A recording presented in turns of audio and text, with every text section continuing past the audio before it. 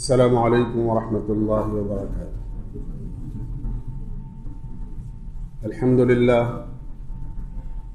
للہ رب العالمین، والصلاة والسلام علی اشرف الانبیاء والمرسلین وعلی آلہ واصحابہ اجمعین، اما بعد فاعوذ باللہ من الشیطان الرجیم، بسم اللہ الرحمن الرحیم۔ ومن احسن قولا ممن دعا الى الله وعمل صالحا وقال انني من المسلمين، صدق اللہ العظیم۔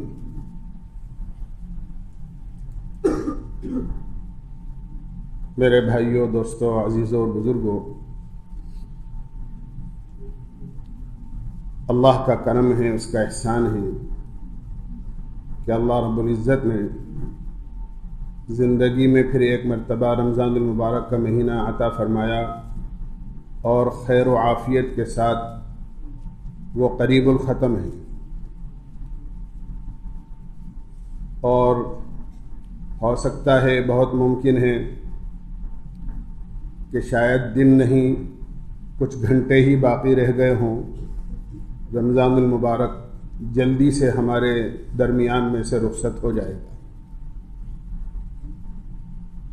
ہم اللہ سے امید کرتے ہیں کہ اللہ رب العزت نے اپنے فضل و کرم سے جو عبادت ہم سے اس مبارک مہینے کے اندر کروائی، نمازوں کا اہتمام کیا، قرآن کی تلاوت کی، اللہ کو یاد کیا، دعاؤں کا اہتمام کیا، درود شریف کا اہتمام کیا، تراویح میں دیر تک کھڑے رہ کر قرآن کریم پڑھا اور سنا، اللہ تعالیٰ اس کو اپنی بارگاہ میں قبول فرمائے۔ قبولیت بہت بڑی چیز ہے، اگر اللہ قبول کر لے تو تھوڑا بھی بہت ہے، اور اگر اللہ کے یہاں سے کوئی چیز رد کر دی جائے اور وہاں قبول نہ ہو تو تھوڑی نہیں بلکہ وہ کچھ بھی نہیں۔ احادیث کا مضمون یہ بتاتا ہے کہ اگر ایک گنہگار عورت کا پیاسے کتے کو پانی پلانا قبول ہو گیا تو وہ عورت جنتی ہو گئی، اور شہید اور سخی اور عالم کا عمل باوجود جان دے کر اور مال خرچ کر کے اور علم کی اشاعت کر کے قبول نہیں ہوا تو روایت کا مضمون یہ بتاتا ہے کہ جہنم میں انہی لوگوں سے جو لوگ ڈالے جائیں گے ابتدا کی جائے گی۔ اللہ ہم سب کی حفاظت فرمائے۔ رمضان المبارک میں نے مختلف موقعوں پر بہت ساری باتیں جو ہماری اصلاح کی اور تربیت کی لائن کی تھیں، جس کے ہم سب محتاج ہیں، کہنے والا بھی اور سننے والے بھی، عرض کی ہیں، اور اللہ کا شکر ہے ہم لوگ اس تربیت کے مہینے میں جو اللہ تعالیٰ پورے سال میں ایک مرتبہ عطا فرماتے ہیں، نمازوں کا اہتمام کرتے رہے، بلکہ یہ کوشش کی کہ کسی طریقے سے اذان سے پہلے مسجد میں آ جائیں، صف اولیٰ کا اہتمام کیا، اسی طرح دیر تک قرآن کریم کی تلاوت کی، ہم نے زکوٰۃ کے فریضے کو ادا کیا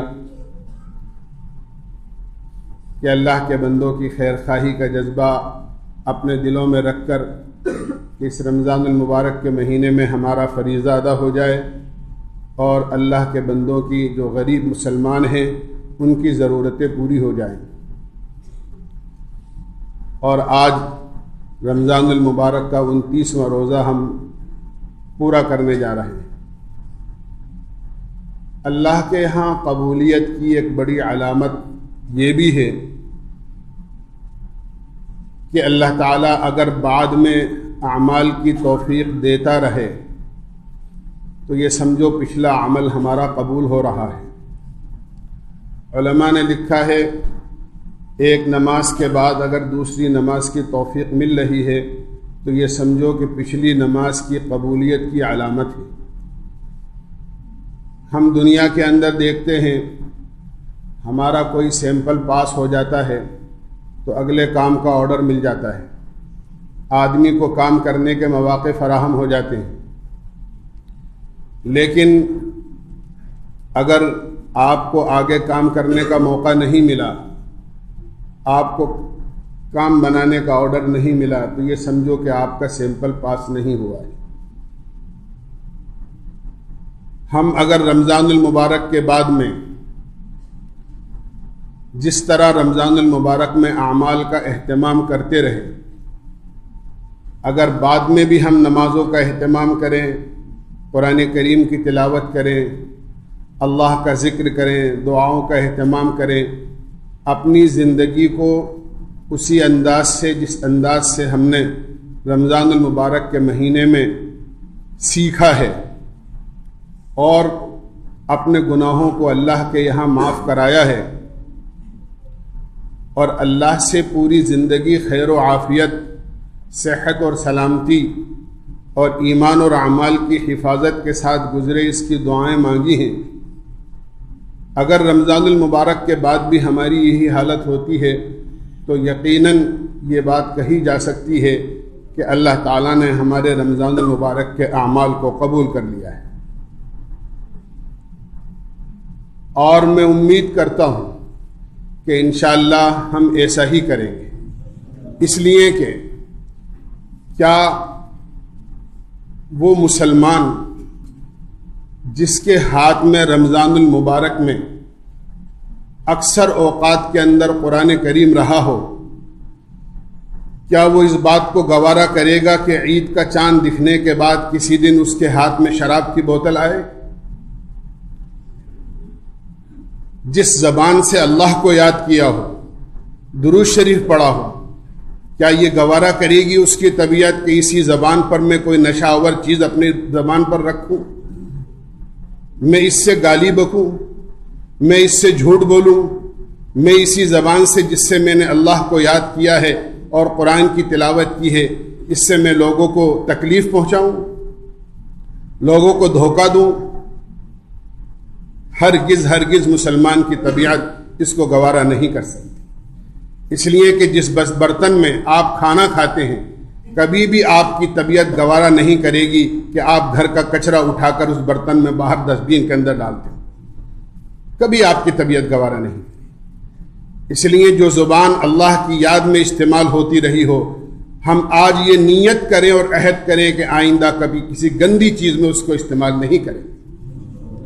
جن ہاتھوں میں قرآن رہا ہے ان ہاتھوں سے کسی پر زیادتی نہیں کریں گے، کسی پر ظلم نہیں کریں گے، کسی کی طرف انگلی نہیں اٹھائیں گے، کسی کی عیب جوئی نہیں کریں گے، اس لیے کہ ہم نے رمضان المبارک میں یہی سیکھا ہے اور یہی تربیت حاصل کی۔ جو قدم اذان سے پہلے یا اذان کے فوراً بعد بڑی بے چینی کے ساتھ مسجد میں آنے کے لیے اٹھے ہوں، ان قدموں سے چل کر اللہ کے نافرمانی کے کاموں کی طرف جائیں، مسلمان کی طبیعت ہرگز گوارا نہیں کر سکتی۔ کیا ہماری طبیعت اس بات کو گوارا کرے گی کہ ہم نے دیر تک بہت زیادہ اس بات کی کوشش کر کے کہ کسی طریقے سے جلدی سے افطار کریں، کھانا کھایا نہیں کھایا، اور جلدی سے کہ بھئی اللہ کا کلام سننا ہے، قرآن کریم سننا ہے، ہمیں تراویح کی نماز ہماری چھوٹ نہ جائے، اور دیر تک کھڑے ہو کر ہم نے قرآن کریم اپنے اس کانوں سے سنا ہو؟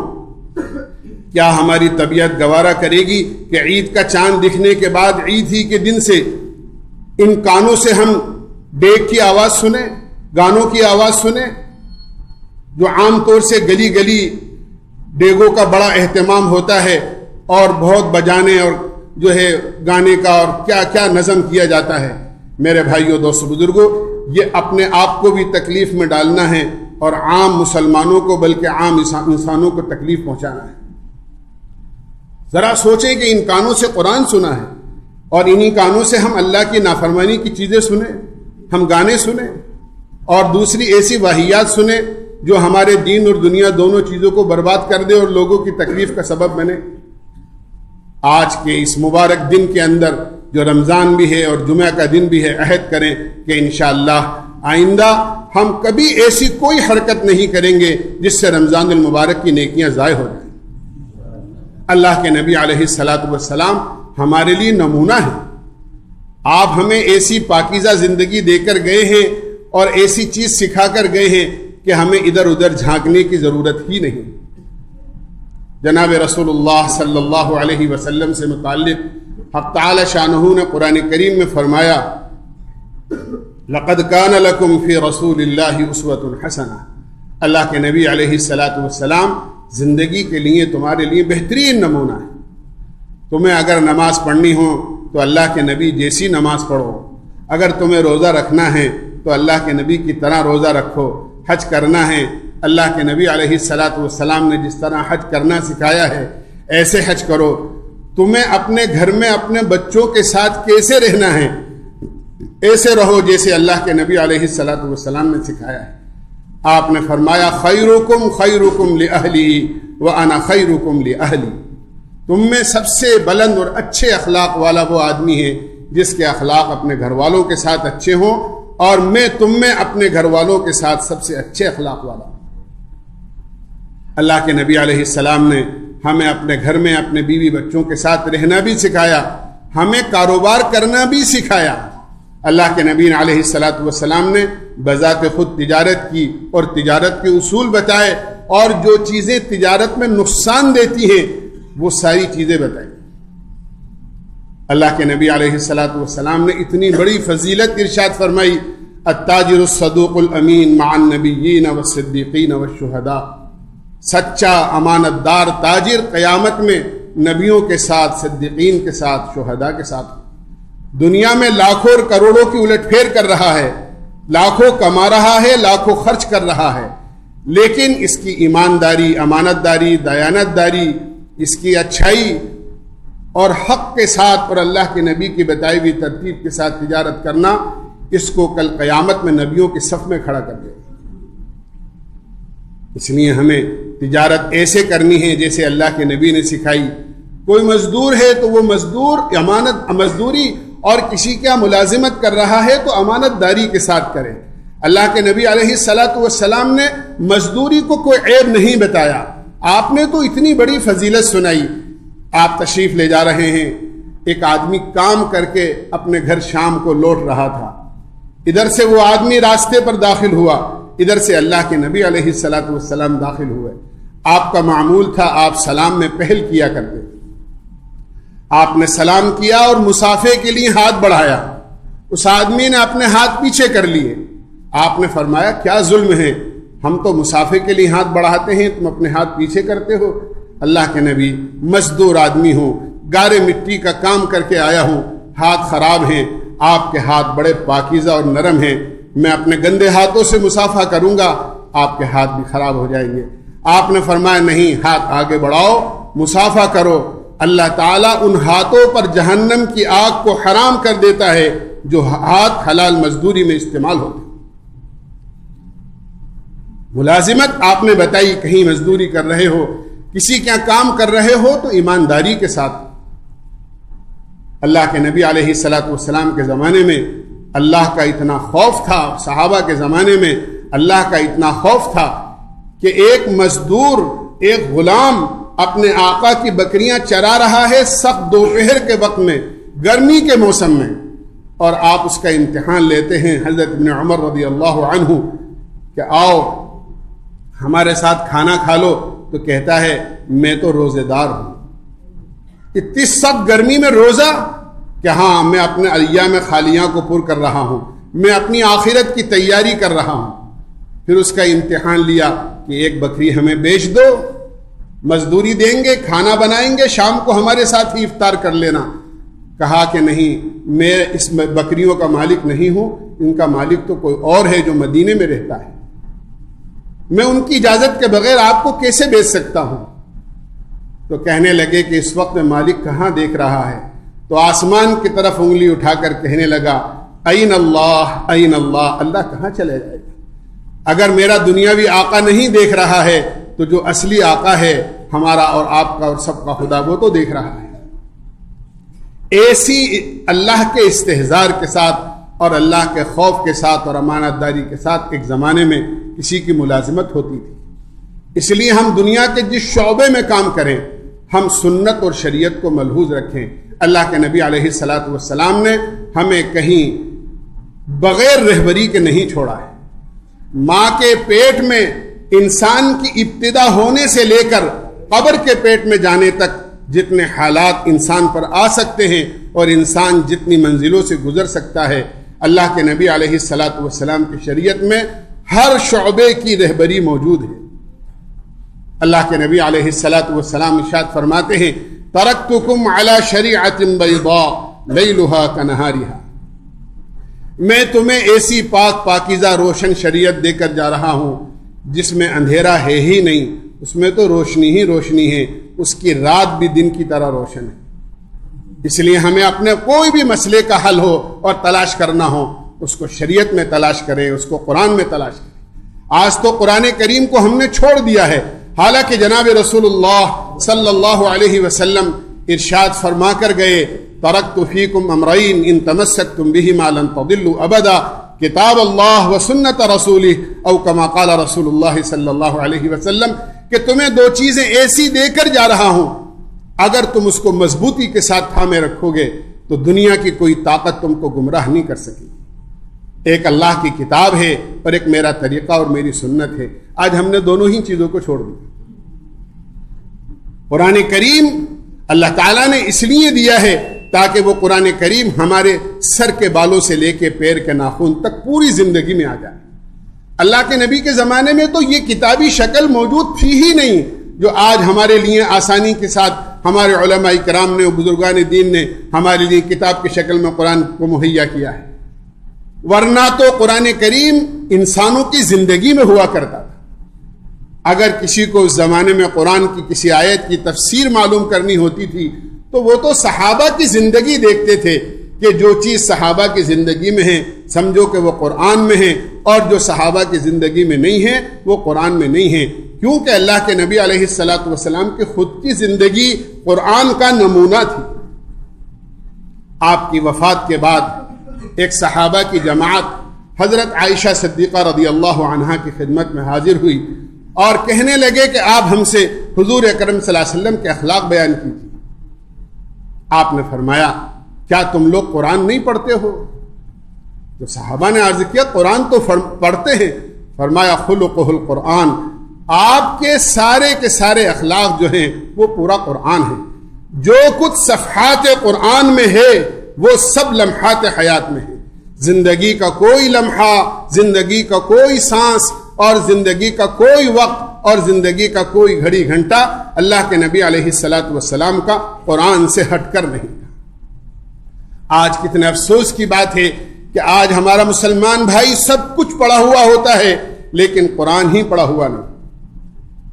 دنیا کی اقوام یہ سمجھتی ہیں کہ قرآن کریم مسلمانوں کی کتاب ہے، اور مسلمان یہ سمجھتے ہیں کہ اس قرآن کریم کا تعلق اور اس اللہ کی کتاب کا تعلق تو علماء سے ہے، حفاظ سے ہے، جنہیں رمضان میں قرآن سنانا ہے تراویح میں کھڑے ہو کر، اس کا تعلق تو ان سے ہے، باقی ہم تو رہے کاروباری لوگ، ہم تو رہے تاجر، ہم تو رہے مزدور۔ اکثریت ایسی مل جائے گی جو قرآن کریم کو پڑھی ہوئی نہیں۔ حالانکہ ایک زمانہ ایسا تھا کہ قرآن کریم کو سیکھنے کا اتنا شوق تھا کہ ماں نے اپنے بچے کا دودھ چھڑایا۔ یہ کوئی زیادہ لمبی پرانی بات نہیں بتا رہا ہوں، ماں نے اپنے بچے کا دودھ چھڑایا۔ 2 سال سے زیادہ تو ماں بچے کو دودھ پلا ہی نہیں سکتی، اس نے 2 سال کی مدت میں دودھ چھڑایا تو بچہ جس وقت میں دودھ چھوڑ رہا ہے وہ پاؤ پارے کا قرآن کا حافظ ہو چکا ہے۔ امام محمد رحمت اللہ علیہ، اسی لیے قرآن نے باقاعدہ اعلان کیا ہے وَلَقَدْ يَسَّرْنَا الْقُرْآنَ لِلذِّكْرِ فَهَلْ مِن مُدَّكِرٍ، ہم نے قرآن کو یاد کرنے اور سیکھنے کے لیے آسان کیا ہے کوئی اس کو یاد کرنے والا اور سیکھنے والا؟ امام محمد رحمت اللہ علیہ حضرت امام ابو حنیفہ رحمت اللہ علیہ کی خدمت میں علم حاصل کرنے کے لیے حاضر ہوئے، انہیں لایا گیا۔ امام صاحب نے پوچھا بچہ کیا پڑھا ہوا ہے، کیا قرآن کا حافظ ہے؟ پتا چلا کہ قرآن کا حافظ تو نہیں ہے۔ امام صاحب نے کہا میرے درس میں شرکت کی شرط یہ ہے کہ جو قرآن کا حافظ ہوگا وہی میرے درس میں شرکت کر سکتا ہے، ورنہ نہیں۔ واپس کر دیے گئے، چلے گئے۔ 1 ہفتے کے بعد پھر انہیں لایا گیا اور حاضر ہوئے اور کہا کہ حضرت داخلے کی اجازت دے دیجئے۔ امام صاحب نے کہا ابھی 1 ہفتہ ہوا ہے، ابھی تمہیں سمجھایا تھا کہ میرے درس میں داخلے کی جو شرط ہے وہ قرآن کا حافظ ہونا ہے، تمہیں ابھی واپس کیا تھا، پھر 1 ہفتے میں آ گئے۔ امام محمد رحمۃ اللہ علیہ نے عرض کیا، حضرت الحمدللہ 1 ہفتے میں پورا قرآن حفظ کر لیا ہے، آپ پورے قرآن میں سے جہاں سے چاہے سن سکتے ہیں۔ ابھی یہاں اپنے مرکز میں ایک بچے نے جس کی عمر 7 سال کی ہے، اس نے 7 مہینے کے اندر پورا قرآن حفظ کر لیا ہے۔ ہم قرآن کی تعلیم کو مشکل سمجھتے ہیں کہ نہ معلوم، یہ تو بہت بڑا کام ہے، حقیقت میں اپنے مقام اور درجے کے اعتبار سے بہت بڑا کام ہے، لیکن اللہ نے اس دین کی تعلیم کو اور قرآن کی تعلیم کو بہت آسان کیا ہے۔ اور خاص طور سے میں ہمارے ان نونہالوں کے بارے میں اور ہمارے ان بچوں کے بارے میں عرض کروں گا جو اسکولوں میں جاتے ہیں۔ بالکل اسکول کی تعلیم دلانا چاہیے، ہمارے بچے گریجویشن کریں، ہمارے بچے اچھے ڈاکٹر بنیں، ہمارے بچے اچھے انجینئر بنیں، ہمارے بچے اعلیٰ سے اعلیٰ تعلیم حاصل کریں، لیکن اس کا مطلب یہ نہیں ہے کہ وہ بالکل قرآن کی تعلیم نہ سیکھیں، وہ اللہ سے ناواقف ہوں، اللہ کے نبی سے ناواقف ہوں، قرآن کی تعلیم سے اور اسلام کی بنیادی تعلیم سے ناواقف ہوں۔ یہ ہرگز مناسب نہیں، ورنہ اس کا نقصان یہ ہوگا، میں بالکل کھل کر صاف عرض کر رہا ہوں کہ جس طرح ہمارے بچے جب دین کی تعلیم سے واقف نہیں ہوتے ہیں تو وہ تعلیم کے ایک معیار پر پہنچنے کے بعد وہ ماں باپ کے نہیں رہتے ہیں۔ بچہ بھی کہتا ہے ابا آپ اپنے گھر پر رہیے، میں نے اپنی زندگی کے لیے ایک راستہ طے کر لیا ہے اور اپنی شریک حیات خود طے کر لی ہے۔ بچی خود ماں باپ سے کہہ دیتی ہے کہ نہیں، میں نے اپنے طور پر اپنا راستہ چن لیا ہے اور میں نے اپنی شادی اور ساری چیزیں طے کر لی ہیں، آپ اپنے گھر پر رہیے، میں اپنی زندگی اپنی مرضی سے گزاروں۔ آج اسلام کی بنیادی اور قرآن کی بنیادی تعلیم نہ سکھانے کی وجہ سے ہمارے بچے نہ ماں کے رہتے ہیں، نہ باپ کے رہتے ہیں، نہ رشتہ داروں کے رہتے ہیں۔ خدا نہ خواستہ اگر ہم نے اپنے بچوں کی عقائد کی اور ایمانیات کی اور اسلام کی بنیادی تعلیم کی اگر فکر نہیں کی اور بچپن میں ان کو ٹھوس نہیں کیا تو یاد رکھیے بڑے ہونے کے بعد پورا خطرہ ہے اس بات کا کہ یہ اللہ کے بھی نہیں رہیں گے، اللہ کے رسول کے بھی نہیں رہیں گے۔ اور زمانے کے حالات اور واقعات اس بات پر شاہد ہیں اور ہم اپنی آنکھوں سے دیکھ رہے ہیں اور اپنے کانوں سے سن رہے ہیں۔ اس لیے ضروری ہے کہ ہم چاہے کسی بھی اعلیٰ سے اعلیٰ اسکول میں اپنے بچے کو بھیجیں، لیکن مکتب کا قیام ضرور ہو ہمارے محلے میں، ہماری مسجدوں میں، اور مسجدوں میں نہیں تو کوئی خاص جگہ اور معقول مدرسین کا انتظام ہو کہ وہ بچوں کو بنیادی طور پر قرآن کی صحیح تعلیم دے۔ اسی طرح وہ اسلامیات کی اور عقائد کی، اللہ کون ہے، وہ ہمارا خالق ہے، وہ ہمارا مالک ہے، وہ ہمارا پالنہار ہے، اس نے ہمیں پیدا کیا ہے اور ہمارے ہر نفع نقصان کا، ہماری ہر عزت اور ذلت کا، ہماری ہر موت و حیات کا، ہمارے ہر نفع نقصان کا جو مالک ہے وہ سوائے خدا کے کوئی نہیں۔ بچے کی بنیادی تربیت یہ ہونی چاہیے۔ ایک زمانہ تھا کہ مائیں اپنے بچوں کی ایسی تربیت کرتی تھیں کہ خواجہ قطب الدین بختیار کاکی رحمۃ اللہ علیہ کی والدہ ان کو یہ سکھا رہی ہیں، بچہ مدرسے سے آتا ہے اور مدرسے سے آنے کے بعد میں ماں سے کچھ روٹی اور کھانا مانگتا ہے تو ماں بچے سے یہ کہتی ہے بیٹا تم مجھ سے کیوں مانگتے ہو، تم اللہ سے مانگو، اللہ سے مانگو، جس کو جو ملتا ہے وہ اللہ کے خزانے سے ملتا ہے۔ اب یہ چھوٹے سے بچے اپنی ماں سے پوچھتے اماں اللہ سے مانگنے کا طریقہ کیا ہے، اللہ نظر تو نہیں آتا؟